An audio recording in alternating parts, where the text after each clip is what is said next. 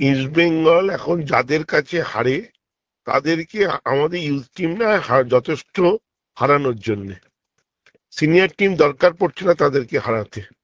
এবং বিদেশি আমাদের আজকে একটা খেলেছে, ওদের প্রাক্তন প্লেয়ার, আমি ঠিক মনে পড়ছে না কার একটা লেখা আমি পড়েছিলাম ওই ম্যাচটা হারার পর, যে আমাদের ইস্ট বেঙ্গলের কপাল ভালো যে ম্যাচটা হেরে গেছে, নাহলে মনমানের সাথে দেখা। তবে এটা ইস্ট বেঙ্গলের জন্য ভালো অ্যাডভার্টাইজমেন্ট নয়। সেদিন মাননীয় মুখ্যমন্ত্রী ওনাদেরকে অনেকগুলো পথ নির্দেশন দিয়েছেন, সেগুলো থেকে যদি ওদের কর্মকর্তারা শিখতে পারে, যেটা মানে এটা আমরা অনুপ্রাণিত হয়েছি দিদির কথাতে।